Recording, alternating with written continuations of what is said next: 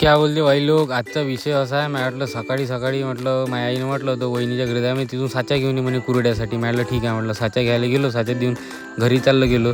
घरी गेलो त्याच्यानंतर मग गाडी काढली बिलकुल बागात. ह्या पोट्टेले भेटलो सुम्या मग बाबू म्हणते मी येतो. म्हटलं नाही आपल्याला कुठं जायचं नाही म्हटलं. मग घेतलो तिघंजणं गाडीवर. मग तिथं नानादाची भेट घ्यायला गेलो. नानादासोबत बोललो 2-4 शब्द. तिथून निघालो सनसन बिलकुल बागायत. आम्ही परवाच्या दिवशी टरबूज तोडायला गेलो. टरबूज ठेवली होती गाडीतनी. मग टरबूजाचं वाटप केलं. ह्या पोटेलने दिले काही मी नाही घेतले.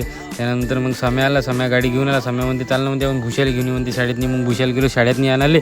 तिथून मग भुशाला शाळेतून घेऊन आम्ही 4 बसलो. भुशाच्या घरी आलो तर भुशाचा बुडा काही बोलायचं काम नाही, सनसन नाचू राहिला होता.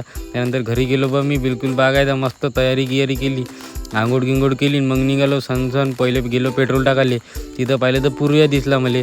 पूर्व्या काय म्हणते मी येतो म्हणते तुझ्यासोबत. म्हणते मॅडम नाही तू नको म्हणते. पेट्रोल टाकलं रणजित दाच्या दुकानातून. पूर्व्याला घेतलं. पूर्व्याला दिलं सोडून तिथं बस स्टॉपवर. तिथून साम्याला उचललं. डायरेक्ट आलो धामणगाव शहरमध्ये. तुमच्या भाऊ तर माहीतच आहे, धामणगाव म्हटलं का तर पहिलेच येतो.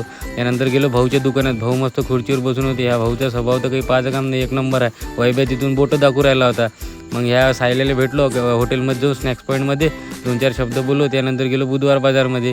बुधवार बाजारमधून मग गेलो दवाखान्यातनी जात होतं. इथं दवाखान्यातनी गेलो. सुम्याला भेटलो. काम होतं थोडंसं तर सुम्या पहिले चालतो होता. मग पंकजदाच्या काकाजीला घेऊन घराच्या रस्त्याने निघालो. चला मग आजचा ब्लॉग इथंच खतम करतो. बाकीचं उद्या बोलू. ऋषा बोलते लोगों के दिल के दरवाजे खुलते. Bye bye.